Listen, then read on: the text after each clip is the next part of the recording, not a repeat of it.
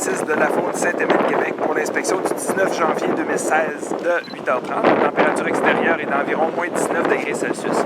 On va débuter l'inspection à l'extérieur. Lorsqu'on voit des réparations effectuées, on leur donne un ordre de priorité. Il y a le code 1, 2 et 3. Un code 1, c'est une réparation effectuée immédiatement. Ça sera entre autres structure, santé et sécurité. 2, c'est recommandé d'entretien général. 3, c'est à suivre. Ça pourrait éventuellement demander une réparation. Lorsqu'on dit 2 vers 1, c'est recommandé le plus tôt possible, recommandé pour la sécurité ou investigation qui est requise à brève échéance. L'explication des codes est dans le rapport aussi. La gauche et la droite, c'est toujours de la rue. Donc le côté ici, c'est toujours le côté gauche avant. Si il y avait des vérifications demandées à des spécialistes qualifiés ou des investigations supplémentaires à faire, c'est fortement recommandé de les demander avant la transaction. Vous avez généralement le 1 à 4 jours après l'inspection afin d'aller chercher des expertises ou des soumissions sur les travaux. Pour débuter, ici, on est 3 étages. On a un parement de briques à l'avant. Si vous voyez, il y a des traces de fluorescence sur la brique. Ça indique la présence d'humidité à l'intérieur du matériel. Donc, en dessous de la grande fenêtre, on voit que la neige est en brique. C'est probablement dû au fait qu'il peut y avoir une migration d'humidité qui se fait dans la brique.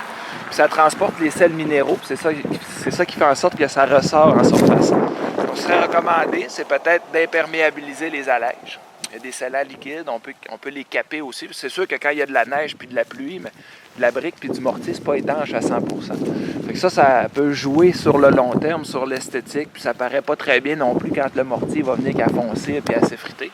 Fait que ça serait une bonne affaire. Partout où il y a des allèges en brique, on les fait caper en aluminium. Comme ça va éviter leur détérioration. Dans le bas de l'aluminium, on fait un lamier en J pour écouler l'eau aussi plus loin du mur de brique. Comme ça va éviter sa détérioration. Même chose à la base du mur de briques. Aujourd'hui, c'est recommandé d'avoir un dégagement minimum de 8 pouces. À l'époque, c'était 6, mais c'est à peu près la même chose. C'est pour éviter la migration aussi d'humidité du bas vers le haut. Ça peut migrer vers le haut. Ce qu'on peut faire, c'est creuser une tranchée puis remplacer la terre par un concassénite. Lui, il est considéré comme un vide. Ça va éviter également la détérioration plus rapide du mur de briques à cet endroit. Le blanc là-bas, là. C'est ça.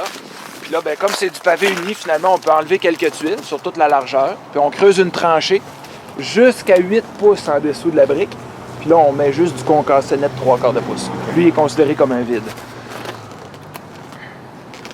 Les choses de briques là, en dessous des fenêtres, on pourrait juste, comme tu dis, dans un temps, les imperméabiliser. Oui, ça peut toujours se faire avec des scellants liquides. Okay. Thomson's Water Seal, Technisil. C'est sûr que l'idéal, c'est de les caper. Là, les fenêtres, c'est à thermo, c'est à cadrage en PVC. C'est une bonne qualité de fenêtre. La différence entre l'époque et aujourd'hui, encore là, c'est que vous voyez que la fenêtre est beaucoup dans la partie froide du mur. Oui. Le thermo, c'est vis-à-vis l'espace d'1 pouce qui est entre le mur de briques et le revêtement intermédiaire. Ça, ce que ça peut avoir comme incidence, c'est qu'elle est plus froide en hiver, puis elle peut condenser plus facilement. Okay. Elle perd aussi son efficacité énergétique. C'est sûr que lorsqu'elles seront refaites, reposées, on les met vis-à-vis de l'isolant du mur. Comme ça, on est sûr qu'ils sont dans la partie chaude du mur, puis ça n'arrive pas. En faisant imperméabiliser ça, bien en même temps, tu fais changer tes scellants autour des fenêtres. Oui, ça peut être ça. Effectivement. Faire monter des échafaudages. Parce que pour l'instant, en tout cas, les fenêtres, ils ne montent pas d'usure avancée. On va vérifier aussi leur fonctionnement à l'intérieur. Ça. À la base des murs de briques, vous avez des chantepleurs. C'est important de ne pas les boucher. C'est des petits trous qui sont volontairement laissés ouverts entre 2 briques pour la rangée du bas seulement, c'est pour l'aération. Fait que ça, c'était prévu aussi à la construction, c'est pas inhabituel, il faut les laisser ouverts. Par contre, c'est recommandé d'insérer des petits grillages parce que des fois, les vermines s'en servent comme porte d'entrée. Okay. Puis là, rendu dans le mur, ils peuvent aller un petit peu n'importe où. Les fissurations en escalier dans un mur de briques, c'est sûr, ça peut être en continuité qu'une petite fissure dans les fondations. C'est quand même de vérifier. S'il y en a une, de réparer. Ici, il n'y a pas de sous-sol, il n'y a pas vraiment de risque d'infiltration d'eau. C'est plus pour éviter son agrandissement. Que c'est recommandé de les réparer s'il y en a dans la fondation.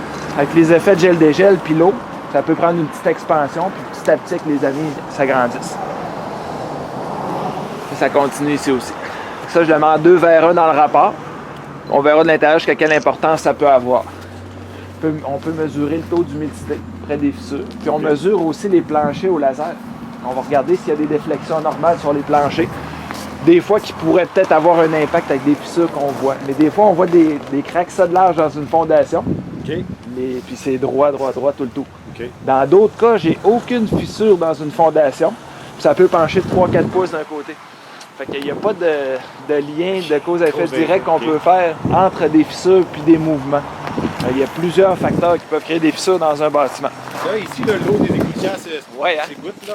Oui, c'est ça. Avec la terre, c'est ça que je m'apprêtais à regarder.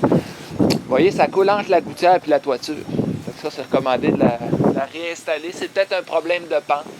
C'est peut-être un problème de dégagement aussi entre la gouttière et le fascia. L'autre chose qui peut arriver, ici moins, mais dans ce coin-là, des fois, c'est quand on a une noue dans une toiture, l'eau, elle prend une accélération, puis elle passe par-dessus la gouttière. Ce qu'on peut faire, c'est mettre un déflecteur en aluminium dedans. OK. On va comme retenir l'eau puis la faire retomber dans la gouttière. Ça, les revêtements d'agrégats, malheureusement, ça n'a pas une longévité qui est très longue parce que ça s'effrite. Puis quand le treillis devient accessible comme ça, bien, il peut corroder après une quinzaine d'années seulement. Là, il l'est pas. Et encore là, on peut les sceller avec des scellants liquides. Ça va retenir les pierres en place parce que ça tombe facilement aussi, ça s'effrite. C'est un matériel qui s'effrite finalement. Ouais, bon, nous, dans notre résidence, Fait que ça, c'est à entretenir, c'est à soigner si on veut pour éviter sa détérioration. Puis éventuellement... C'est pas pire.